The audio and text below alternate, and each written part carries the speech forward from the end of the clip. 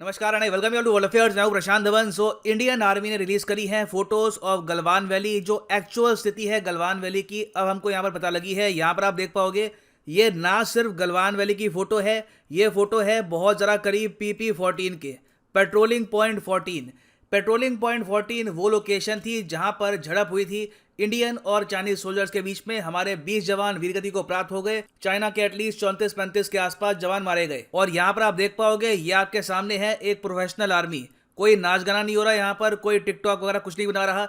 इनके हाथ में जो राइफल्स हैं ये फार सुपीरियर हैं उन राइफल्स के जो चाइनीज सोल्जर्स यूज करते हैं। जो राइफल्स इनके हाथ में है बाय द वे ये है SIG 716 G2 राइफल्स। रिसेंटली आपको याद होगा इंडिया ने 70,000 से भी ऊपर राइफल्स ये मंगवाई थी यूनाइटेड स्टेट्स ऑफ अमेरिका से। और ये फोटोज रियल हैं, ये कंफर्म कर दिया है हमारे यूनियन लॉ मिनिस्टर ने। यहाँ पे आप देख पाओगे इनकी ट्वीट है, brave Indian soldiers in Galwan valley on the occasion of new year. ये फोटोज ली गई थी नए साल में, इंडियन आर्मी ने अब रिलीज करी है। और रिलीज करने का भी मेरे हिसाब से रीजन यहाँ पर यही है कि अनफॉर्चुनेटली इंडिया में ही बहुत से लोग जो चाइना का प्रोपेगेंडा है उसको काफी हद तक बढ़ा चढ़ा के दिखा रहे थे। ऑलमोस्ट चाइना का जो वर्जन है यहाँ पर, चाइना की वीडियोस हैं उनको ही हर जगह दिखा रहे थे। और यहाँ पर आप देख पाओगे 1 जनवरी को चाइना ने ये जो वीडियोस हैं ये कर दी थी रिलीज। ऑब्वियसली सब कुछ वेल थॉट आउट था, वेल प्लान था। आप देखेंगे किस तरीके से ड्रोन का यूज किया है, मेलोड्रामेटिक म्यूजिक आपको मिलेगा बैकग्राउंड में।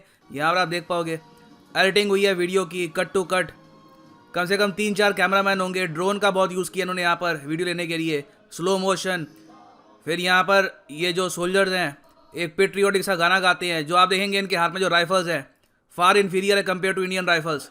तो इन्होंने ये जो किया था यहाँ पर इट वॉज वेल ऑर्केस्ट्रेटेड। और पीछे भी यहाँ पर आप देखोगे, मैं समझ सकता हूँ जब इतनी एडिटिंग कर रहे हैं, इतने सारा क्रू लेके गए होंगे, लिटरली एक टाइम पर सोल्जर्स को कहा होगा एक्शन।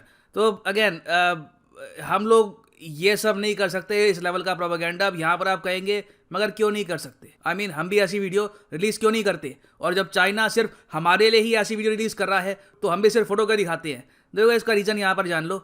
चाइना पहली बात तो सिर्फ भारत के लिए ये प्रोपेगेंडा वीडियोज़ रिलीज़ नहीं करता, ये आपको समझना होगा।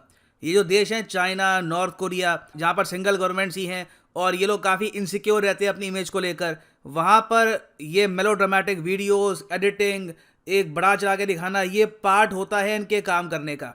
अब रिसेंटली आप अगर देखो तो चाइना ने एक warning military propaganda video US military के लिए भी रिलीज़ करी थी। यहाँ पर आप देख पाओगे CNN का आर्टिकल है, China sends warning to US in military training propaganda video.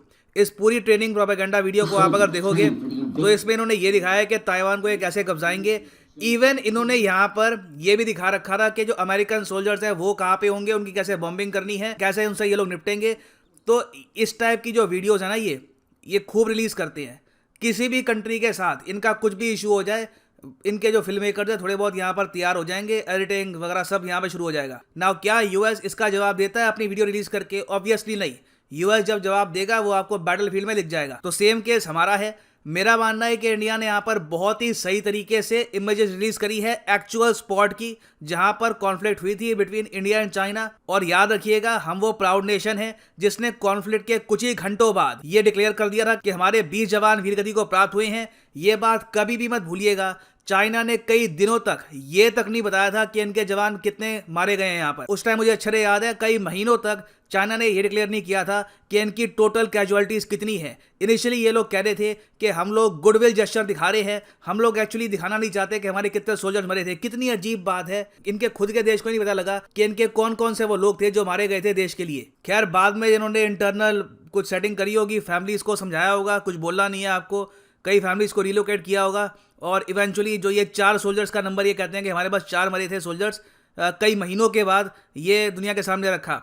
तो देखिए पहली बात तो मैं ये कहूँगा कि हमें USA से सीखना चाहिए इस मामले में। अब USA से क्या सीखना चाहिए? ये सीखना चाहिए कि इनके जो पॉलिटिशियंस हैं ये पॉलिटिक्स नहीं करते चाइनीज़ प्रोपेगेंडा वीडियो को लेकर। हमारे यहाँ खूब होती है, हमारे यहाँ मीडिया, पॉलिटिशियंस, ऑपोजिशन पार्टी ये अपनी आर्मी पे प्रेशर डालना स्टार्ट कर देते हैं on the basis of Chinese propaganda video, जबकि उनकी तरफ से ऐसी वीडियोस खूब आएगी। उनका काम ही यही है, उन्होंने PhD कर रखी है इसको लेकर। हमारा काम यहाँ पर यह है कि हम अपनी फोर्सेस को सपोर्ट करें, उनका मोराल उठाकर रखिए। और देखिए इन्फॉर्मेशन वॉरफेयर बिल्कुल अपनी जगह होती है। इन्फॉर्मेशन वॉरफेयर का जवाब हमने ठीक ठाक दे दिया है, कुछ फोटोज रिलीज करके इतना काफ़ी है। हमें उनकी तरह ये टिकटॉक वीडियोस बनाने की आवश्यकता नहीं है। मगर यहाँ पे आप पूछेंगे ठीक है ये सब अपनी जगह है, मगर इन दी एंड गलवान वैली कहाँ पे है, गलवान वैली किसके पास है? तो देखो इसको लेकर इंडिया टुडे ने एक बहुत ही अच्छा आर्टिकल पब्लिश किया था, जहां पे उन्होंने ये बताया कि देखो गलवान रिवर तो आपको मिलेगी अक्साई चिन में, जो चाइना के कब्जे में है सिंस 1962 इंडिया चाइना वॉर। अब गलवान वैली को ओवरऑल आप अगर देखोगे ना तो वो काफी फैली हुई है, और जो एक्चुअल गलवान वैली का क्लैश पॉइंट था बिल्कुल बीच में आपको मिलेगा इंडिया और चाइना के बफर जोन के, जो लाइन ऑफ एक्चुअल कंट्रोल है बिल्कुल आपको वहां पर उसके बीच में मिलेगा। तो जब चाइनीज वीडियोस की प्रॉपर्ली स्टडी करी गई, जो यहाँ पर माउंटेन्स दिखाए गए हैं उनको स्टडी किया गया, माउंटेन्स का स्ट्रक्चर देखा गया कि चाइना के सोल्जर्स कहाँ पे खड़े हुए हैं, गूगल अर्थ से इसको प्रॉपर्ली स्टडी किया गया, तो पता लगा कि मोस्ट प्रोबेबली इन लोगों ने गलवान वैली का जो क्लैश पॉइंट है उससे 1.5 किलोमीटर दूर ये अपनी जो ये फ्लैग होस्टिंग के करी है, सिंस गलवान नदी के करीब थे तो ये कह दिया कि देखिए हम गलवान वैली के पास है। अब गलवान वैली तो पूरा रीजन ही गलवान वैली हो गया क्योंकि नदी बहती है यहाँ से। तो मेन यहाँ पर पॉइंट ये है कि जहां पर गलवान वैली के इशू को लेकर क्लैश हुई थी वो था पेट्रोल पॉइंट 14, और पेट्रोल पॉइंट 14 में इंडियन आर्मी आज के समय पेट्रोलिंग कर रही है। दिस इज द रियलिटी, और इस फैक्ट को चाइना भी डिबेट नहीं करता क्योंकि उनको भी पता है कि पेट्रोल पॉइंट 14 से उनको इवेंचुअली पीछे हटना पड़ा था। तो फाइनली मैं आप सबसे यही कहूंगा कि have faith in your arm forces, और हमारी आर्म फोर्सेस ट्रांसपेरेंट है, जो एक्चुअल बात है जो रियलिटी है ग्राउंड पे हमको सबसे पहले हमारी आर्म फोर्सेस बताएगी। हमारे यहाँ कोई छुपाने वाला सिस्टम कुछ है नहीं, सो हैव फेथ और उनका सपोर्ट करिए। और हाँ, यहाँ पर मैं ये भी ऐड कर दूं कि अनअकैडमी ने अपनी 2022 की जो सेल है 22% ऑफ की सेल ये 2 दिन के लिए कर दी है एक्सटेंड। रीज़न ये है कि बहुत सी डिमांड आई है, बहुत से बच्चे अभी ये भी कह रहे हैं कि उनको और टाइम चाहिए टू अरेंज फाइनेंसेस, उनको चूज करने में टाइम लग रहा है, तो 48 आवर्स के लिए ये सेल और चलेगी, और अब ये सेल 5 जनवरी रात 12 बजे हो जाएगी खत्म। तो सिंपली जाइए कमेंट सेक्शन में, यहाँ पे आपको मिलेगा ये लिंक, इस लिंक पे करो क्लिक और यहाँ पे आप परचेज कर पाएंगे यूपीएससी का कॉम्बो पैकेज। इस पैकेज में आपका यूपीएससी प्रीलिम्स, मेंस, ऑप्शनल तीनों की तैयारी होती है, मगर जो प्राइसेस यहाँ पर लिखे हैं पे करने की आवश्यकता नहीं है। आपको सिंपली कोड यूज करना है PD10, और 5 तारीख तक आपको मिलेगा यहाँ पर 22% का डिस्काउंट। पहले मिलता था 10% का, अब मिल रहा है आपको 22% का discount till 5 January. So use the code PD10 and save money. इसी नोट के साथ यह है वीडियो का। Thank you for listening and as always God bless you all.